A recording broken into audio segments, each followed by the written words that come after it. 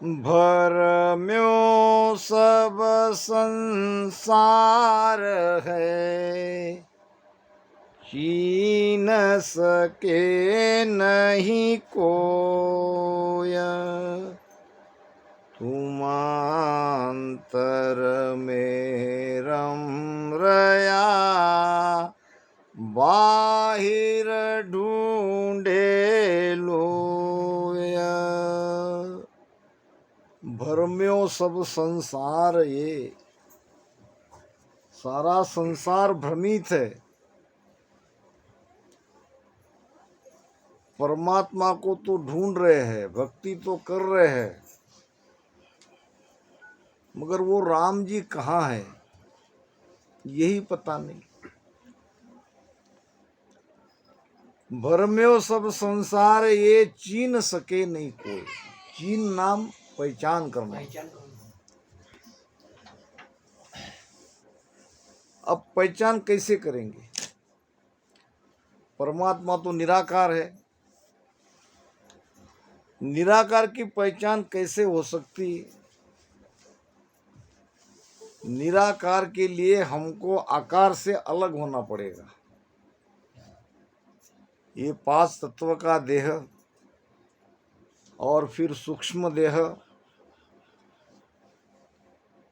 और फिर कारण, महाकारण, केवल, ऐसे ये शरीर से अलग निकलना पड़ेगा। फिर बचते हैं हम यानी हमारी आत्मा, और वो आत्मा ही परमात्मा है।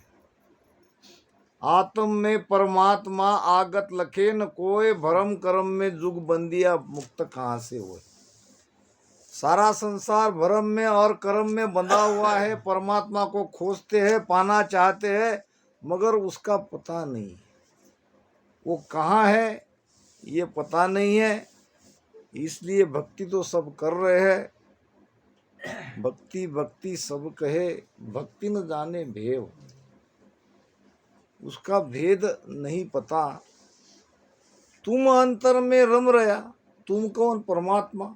परमात्मा हमारे हृदय में रम रहा है, हमारे श्वास और श्वास में, हमारे रोम रोम में वो रम रहा है। और बाहर ढूंढे लोए, लोग उसे बाहर ढूंढते हैं। अब महाराज ने आगे कहा है कि इसमें जगत का भी कोई कसूर नहीं। जगत विचारी क्या करे, तू जगत लखी न जाय। बाहर भीतर कहत है, एक निरंजन राय। जगत का भी कसूर नहीं है। क्यों? कि कहने वाले बहुत है, ज्ञानी बहुत है। लाखों गुरु है जगत में। अब जगत में लाखों गुरु है, सभी अपने अपने मत का, अपने अपने पंथ का बखान करते हैं। 4 वेद सबसे पहले बने हैं, ऋग्वेद, सामवेद, यजुर्वेद, अथर्ववेद। एक वेद कहता है ईश्वर सगुण साकार है, तो दूसरा वेद कहता है कि ईश्वर निर्गुण निराकार है। तीसरा वेद कहता है कि ईश्वर सर्वव्यापक है, और चौथा वेद उससे विपरीत मत रखता है। तो जगत क्या करे? जगत किसकी सुने, किसकी माने? जगत बिचारी क्या करे, तू जगत लखी न जाए। परमात्मा की गति लखने में नहीं आती। जगत बिचारी क्या करे, तू जगत लखी न जाए। बाहर भीतर कहत है, एक निरंजन राय। निरंजन नाम माया रहित परमात्मा, जो एक है, जो सबका मालिक है। वो जगत कहते हैं, ज्ञानी ध्यानी कहते हैं कि वो जैसे बाहर है वैसे वो भीतर है। अब बाहर है तो उसको कोई मंदिर में ढूंढ रहा है, उसको कोई मस्जिद में ढूंढ रहा है, उसको कोई गिरजाघर में ढूंढ रहा है। और संत कहते हैं कि ना मैं मंदिर ना मैं मस्जिद ना का काबा कैलाश में,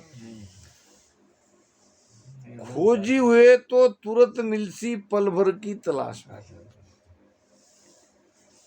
कितने देर में परमात्मा मिलेगा? पल भर की। मगर वो पल कब आएगा?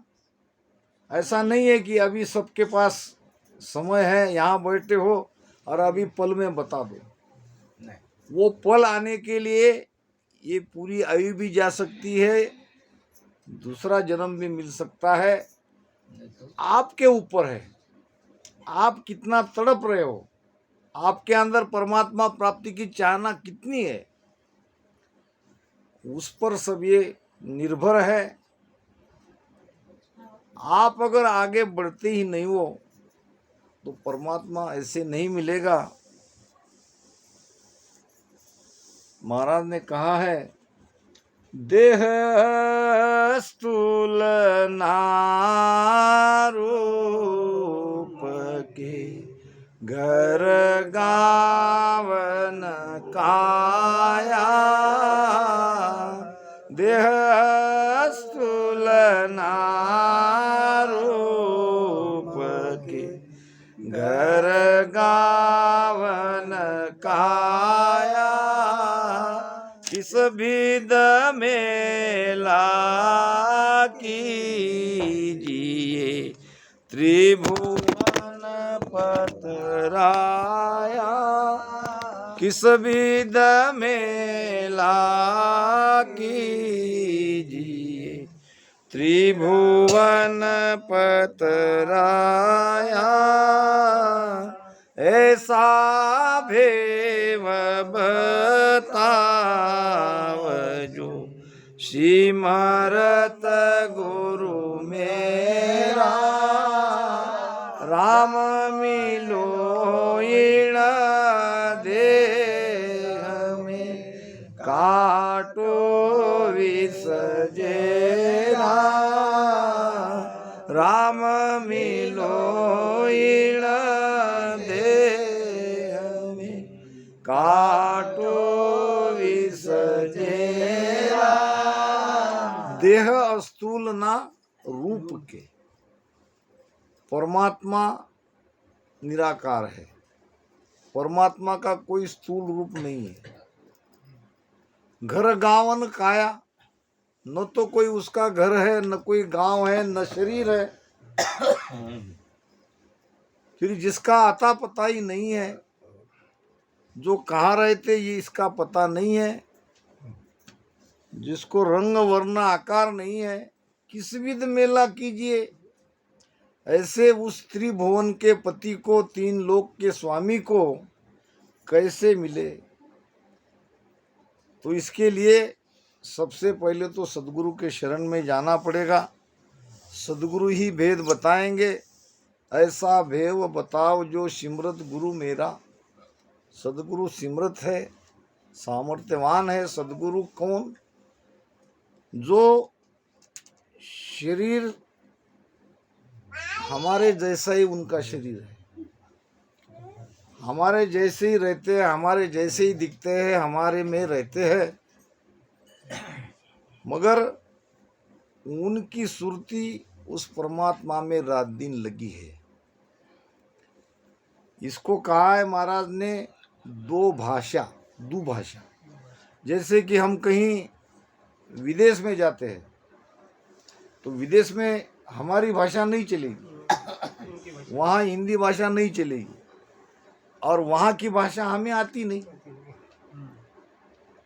फिर हमारी आपस में बोलचाल कैसे हो? तो वहाँ नहीं, वहाँ ले जाना पड़ता हमको दुभाषा। एक ऐसा व्यक्ति जो हिंदी भी जानता है और उस देश की भी भाषा जानता है, उसको साथ मिलो, हमें पूछता है हिंदी में आपको क्या चाहिए, कहाँ रहना है, कितने दिन रहोगे, वो हमें पूछेगा। गाइड अलग है, दुभाषा अलग है। गाइड हमें जो जानकारी नहीं है ऐसे ऐसे स्थान को बता देगा कि चलो भाई यहाँ मैं घुमा के लाता हूँ। वो भाषा मगर जब हम जानते ही नहीं उस भाषा को और उस देश में हमको जाने का प्रसंग आ गया, फिर हमको लेना पड़ता है दुभाषा। फिर वो हमें पूछता है भाई कितने दिन रहोगे, क्या सुविधा चाहते हो, तो हम बता देंगे हमको महीना भर रहना है, वहाँ तक हमारा वीसा है और 1 महीने में हमको यहाँ यहाँ जाना है, ये देखना है। तो वो वहाँ से सारी अरेंजमेंट कर देता है। वो उनको उनकी भाषा में कहता है कि ये जो मेहमान आए हैं भारत से आए हैं 1 महीने तक रहेंगे, इनको यहाँ यहाँ जाना है, ये काम करके वापस जाना है। तो जहाँ जहाँ जो जो ज़रूरत हमें पड़ती है तो वो दुभाषा पूरी कर देता है। इसी प्रकार के हम परमात्मा के बारे में कुछ जानते नहीं, वो हमारे लिए अनजान है, मगर हमने जिसको गुरु बनाया है वो उनको जानते हैं, वो उनकी बोली समझते हैं, वहाँ के देश में उनकी सुरती लगी है। फिर वो हमको कहते हैं कि परमात्मा ये है, परमात्मा आनंद स्वरूप है, परमात्मा तुम्हारे घट में है। जब तक तुम ये मन और ये 5 तत्व का शरीर चित्त मन बुद्धि अहंकार इनके साथ हो तब तक वो तुम्हें नहीं मिलने वाले। फिर ये शरीर से मन से अलग होने का उपाय बताते हो। वो कहते हैं कि आओ ये भेद है, सांसों सांस में प्रेम से राम राम करो। फिर राम राम करने के बाद आपके अंदर शब्द जगेगा और वो शब्द के साथ आपकी यात्रा आगे बढ़ाओ। तो ये उपाय है उस परमात्मा को पाने का। महाराज फरमाते हैं, मैं तो एक शब्द सतलिया,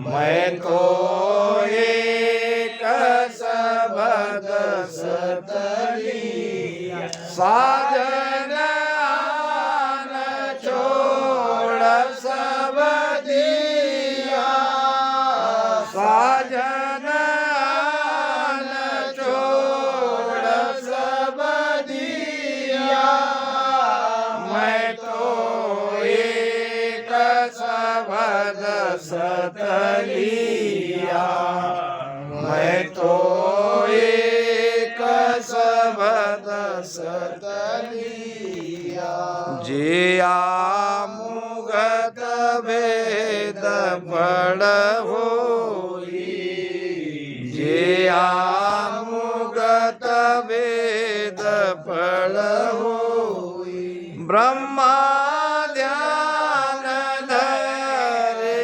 जाजोई, ब्रह्मा ध्यान धरे क्या जोई, मैं तो एक शब्द सतलिया, मैं तो एक शब्द सतलिया, साजन आन छोड़ सब दिया, साजन आन छोड़ सब दिया, मैं तो एक शब्द सतलिया, मैं तो एक शब्द सतलिया, जे आमुगत सिद्ध के माई, जे आमुगत सिद्ध के माई, दानु भूत गत क्यों जाए, दानु बेहतर को नहीं था गत क्यों जाए, मैं तो एक शब्द सतलिया, मैं तो एक एक सबद सतलिया साजन आन छोड़ सबदिया साजन आन छोड़ सबदिया मैं तो एक सबद सतलिया मैं तो एक सबद सतलिया करामात में जो फल पावे करामात में जो फल पावे तो मिनका दे देव क्यों जावे मिनका दे देव क्यों जावे मैं तो एक सबद सतलिया मैं तो एक सबद सतलिया साजन आन छोड़ सबदिया साजन आन छोड़ सबदिया मैं तो एक सबद सतलिया मैं तो एक सबद सतलिया जिया मुगत बहुत बलसारे जिया मुगत बहुत बलसारी तो शेष नाग क्यों राम मुजारे शेष नाग क्यों राम मुजारे मैं तो एक सबद सतलिया मैं तो एक सबद सतलिया साजन आन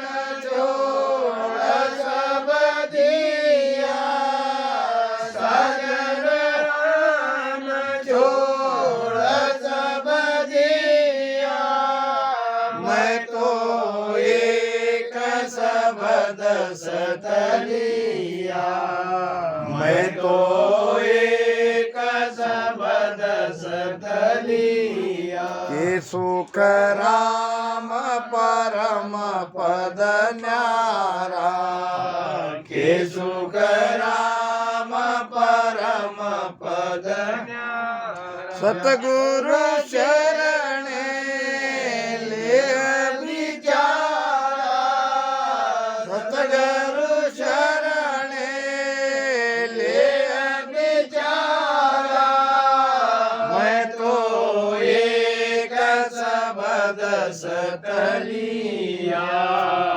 मैं तो एक सबद सतलिया साजन आन छोड़ सबदिया साजन आन छोड़ सबदिया मैं तो एक सबद सतलिया मैं तो एक सबद सतलिया मैं तो एक शब्द सत लिया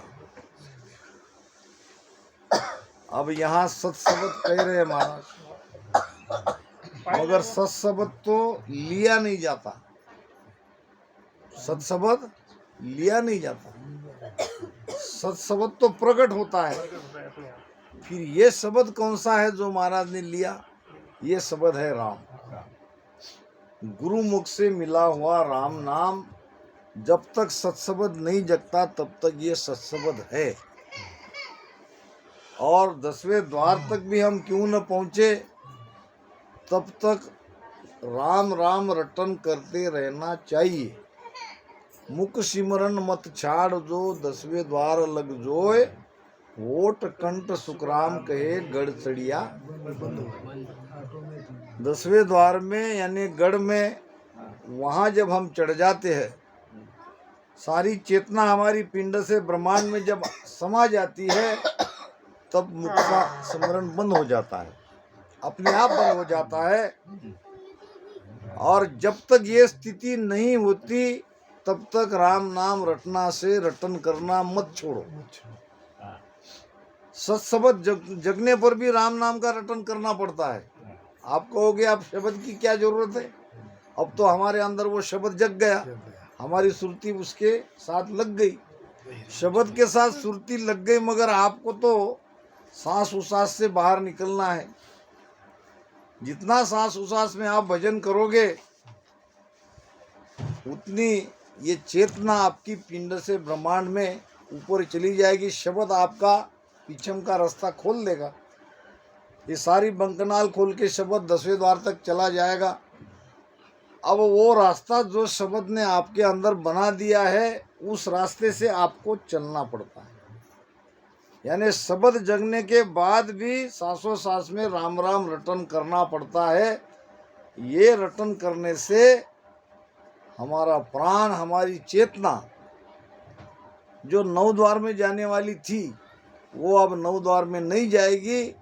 हम उसे रीढ़ की हड्डी से, बंकनाल से, सुषुम्ना से निरंतर ऊपर चढ़ा रहे हैं। इसके लिए राम नाम का सुमिरन कभी मत छोड़ना।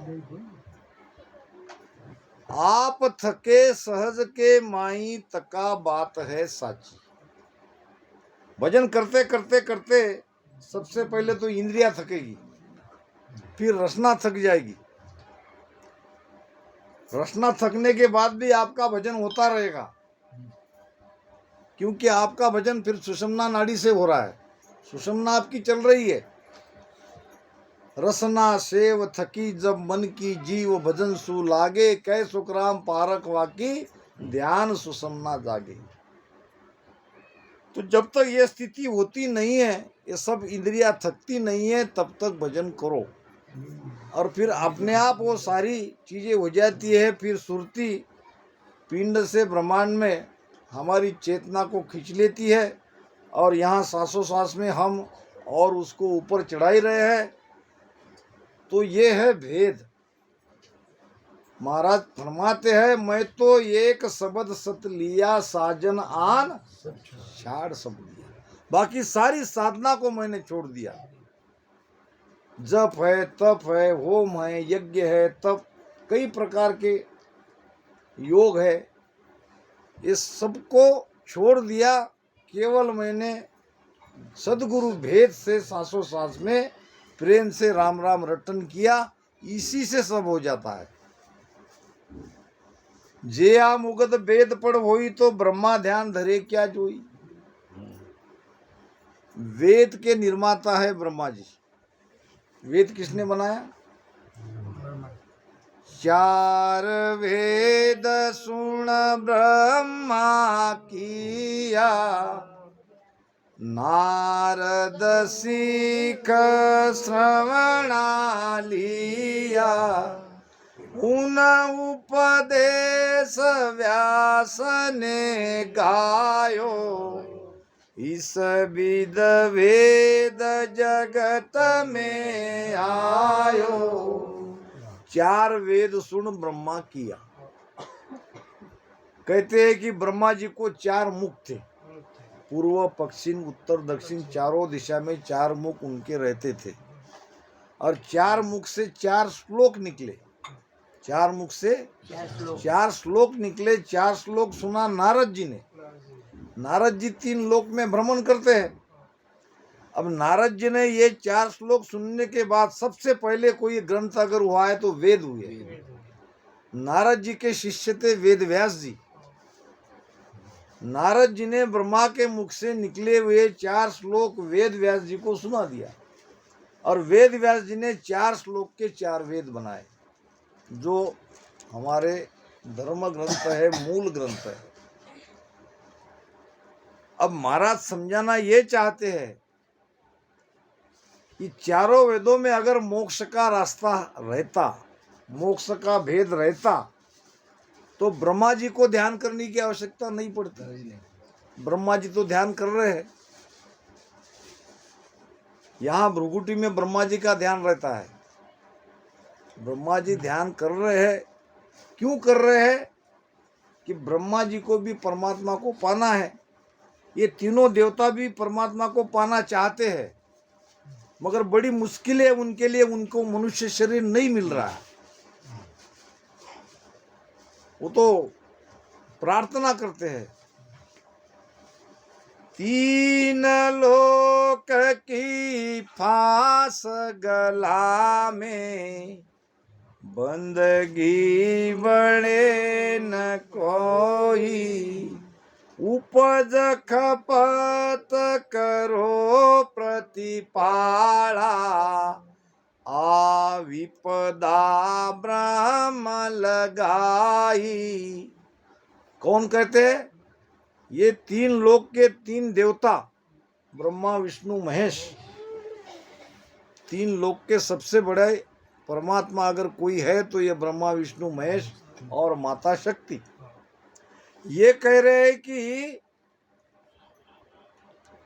परमात्मा ने हमारे गले में ये तीन लोक की फांस डाल दी, हमको काम दिया। तीन लोक की फांस गला में। ब्रह्मा जी कहते हैं कि मुझे सृष्टि रचाने का काम दिया। भगवान विष्णु कहते हैं कि मुझे सारी सृष्टि को पालन पोषण करने की जिम्मेदारी परमात्मा ने दे दी। और शिव जी कहते हैं कि मुझे बैलेंस यानी संहार का कार्य सौंप दिया। अब ये कार्य करते करते हम इसमें इतने अटक गए कि हम चाहकर भी परमात्मा की भक्ति नहीं कर पाते। उपज खपत करो प्रतिपाला, आ विपदा ब्रह्म लगा। तो अगर वेद में मोक्ष का रास्ता रहता, वेद के ज्ञान से जीव बंधन से मुक्त हो सकता था, तो ब्रह्मा जी मुक्त हो सकते थे। ब्रह्मा जी तो ध्यान कर रहे हैं। महाराज कहते हैं, शंकराचार्य आदि गुरु 4 वेद के 7 वर्ष की आयु में ही उनको चारों वेद मुकदगत थे। शंकराचार्य के जैसा ज्ञानी पैदा नहीं हुआ। 4 वर्ष की आयु में 7 वर्ष की आयु, 7 वर्ष की आयुष में आदि गुरु शंकराचार्य चारों वेद के उनको मुखदगत थे। तो शंकराचार्य की भी मुक्ति नहीं हुई, उनको दत्तात्रेय महाराज के शरण में जाना पड़ा। महाराज ने कहा है एक भजन में, शंकराचार्य आगली केता, पाचे सबे बताया, राम शंकराचार्य आगली केता, पाचे सबे बताया, जे आ मुगत वेद में होती, जे आ मुगत वेद में होती, दत्त पास क्यों आया पांडे, समझ शिवर साई, बिना भजन जुग परले जावे, बिना भजन जुग परले जावे, पड़े को माई, निराकार निरधार शब्द को खोजो यातन माई, जे आ मुगत वेद पढ़ पोई, तो सुखदेव सा क्यों त्याग्या, जाके घरे पुराण 18 फेर पढ़न की जाग्या। एक ही प्रमाण काफी है सुखदेव जी महाराज का। सुखदेव जी कौन थे? वेद व्यास जी के पुत्र थे, जिन्होंने 18 पुराण 4 वेद का निर्माण किया। ऐसे महान ज्ञानी वेद व्यास जी के सुपुत्र थे सुखदेव जी महाराज। अब उनके घरे 4 वेद 18 पुराण थे। जे आ मुगत वेद पढ़ हुई, अगर वेद पढ़ने से, वेदों का पठन करने से मोक्ष प्राप्ति हो जाती तो सुखदेव जी महाराज की हो जाती, जो कि नहीं हुई। जाके घरे पुराण 18 पुराण उनके घर थे, 4 वेद थे, फिक्र जाना कहाँ पड़ा? राजा जनक के पास। उसका विमान रोक दिया गया स्वर्ग में। सुखदेव जी महाराज को लगा कि मेरे जैसा त्यागी संसार में नहीं है। जन्मते ही माँ का पेट से जन्मते ही अपना नाड़ा हाथ में लेके जंगल में चले गए। सुखदेव की जैसा त्यागी कोई नहीं हुआ। सुखदेव के जैसा ब्रह्मचारी भी संसार में आज तक कोई नहीं हुआ। कहते हैं कि एक रास्ते से वो जा रहे थे और कुछ लड़कियां, कुछ महिलाएं आगे सरोवर में नहा रही थी। और सुखदेव जी जवान थे और उनको देखा जाते हुए, फिर भी किसी को शर्म नहीं आई, क्योंकि वो जानती थी कि ये ब्रह्मचारी है, ये ब्रह्मज्ञानी है, इनके अंदर स्त्री पुरुष का कोई भेद नहीं है।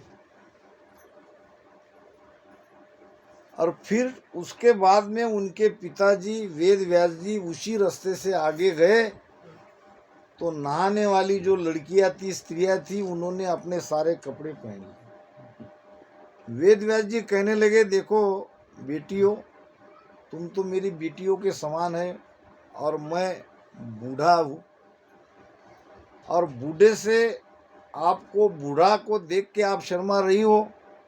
तब नहीं शर्माई जब मेरा बेटा जवान यहाँ से गया, तब तो आप नहा रही थी, उनको देख भी रही थी।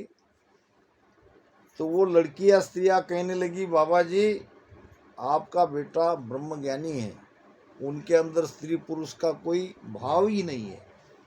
ब्रह्म दृष्टि यानी सबको समान दृष्टि से देखना, और आप वो ब्रह्मज्ञानी नहीं हो, आपके अंदर स्त्री को स्त्री देखने का भाव है, पुरुष को पुरुष समझने का भाव है। तो ऐसे वेद व्यास जी जिनके घर में